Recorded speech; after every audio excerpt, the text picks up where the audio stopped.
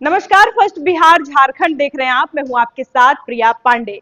बिहार की सबसे बड़ी भर्ती परीक्षा में से एक सिपाही भर्ती परीक्षा जब लीक हुई तो लाखों अभ्यर्थियों का भविष्य अधर में लटक गया।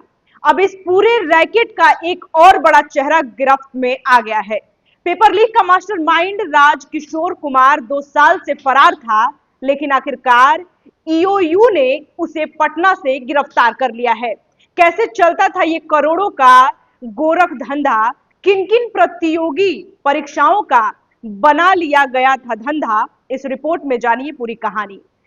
राजकिशोर कुमार को आर्थिक अपराध इकाई यानी कि ईओयू ने पटना के सिपारा इलाके में जयप्रकाश नगर से गिरफ्तार किया है। वह अपनी बहन के किराए के मकान में छिपा हुआ था। उस पर पहले ही 1 लाख का इनाम घोषित था। राजकिशोर पिछले 2 सालों से फरार चल रहा था। आपको बताएं कि संजीव मुखिया के साथ मिलकर पेपर लीक का संगठित गिरोह चला रहा था राजकिशोर। सिर्फ एक सहयोगी नहीं था, वह पेपर लीक का दूसरा बड़ा मास्टरमाइंड बताया जा रहा है। वह प्रतियोगी छात्रों से प्रति अभ्यर्थी 10 लाख रुपए तक का वसूली करता था। ईओयू को अब तक 21 ऐसे अभ्यर्थियों की लिस्ट मिली है जिनसे मोटी रकम वसूली की गई है। उसके बैंक खाते में करीब 1.5 करोड़ रुपए की लेन देन का भी पता चला है। साथ ही साथ इस रकम को नौबतपुर के सोनू के माध्यम से संजीव मुखिया को ट्रांसफर करता था। इससे साफ है कि यह एक अच्छी तरह से संगठित नेटवर्क था जो सरकारी नौकरियों को बेचने का काम कर रहा था। राजकिशोर के पास से जो चीजें बरामद हुई हैं वे चौंकाने वाली हैं। सीटेट, सिपाही भर्ती, बिजली विभाग और अन्य परीक्षाओं के एडमिट कार्ड, जिनमें परीक्षार्थियों के नाम, रोल नंबर, जन्मतिथि और बुकलेट नंबर तक मौजूद थे।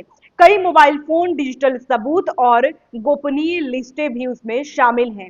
यानी सिर्फ सिपाही भर्ती परीक्षा ही नहीं बल्कि कई अन्य परीक्षाएं भी इस गिरोह के निशाने पर थीं। राजकिशोर इस तरह का धंधा पहले भी कर चुका था।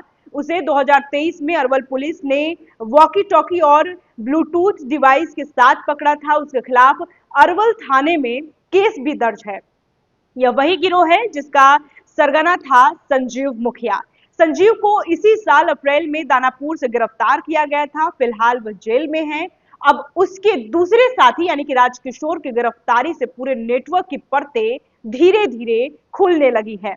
अब तक इस केस में 32 से अधिक गिरफ्तारियां हो चुकी हैं। आपको बताएं कि जिनमें से दलाल, अभ्यर्थी, कोचिंग संचालक और टेक एक्सपर्ट तक शामिल हैं।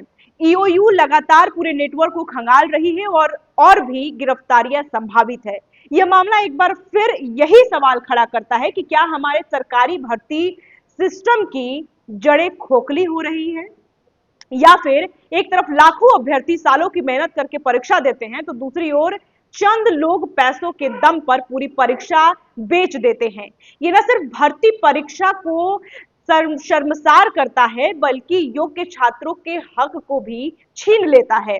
अब जबकि राजकिशोर जैसे मास्टरमाइंड पकड़े जा रहे हैं, जरूरत है कि जांच पूरी पारदर्शिता से हो, सभी दोषियों को सख्त सजा मिले और ऐसी घटनाएं दोबारा ना हो। इसके लिए सिस्टम में स्थायी सुधार हो। आप क्या सोच रहे हैं इस पूरे तमाम विषयों को, आप किस नजरिए से देख रहे हैं, हमें कमेंट बॉक्स में जरूर बताएं। और ऐसे ही तमाम खबरों के लिए आप बने रहे फर्स्ट बिहार झारखंड के साथ।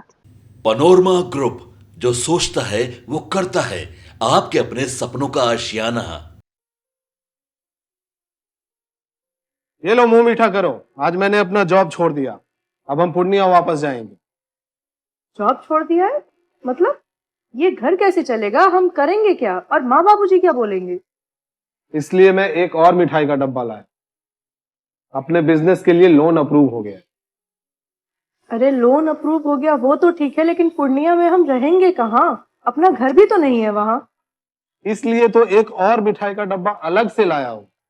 हमने पूर्णिया में घर ले लिया है, पूर्णिया के ई होम्स पैनोरमा में।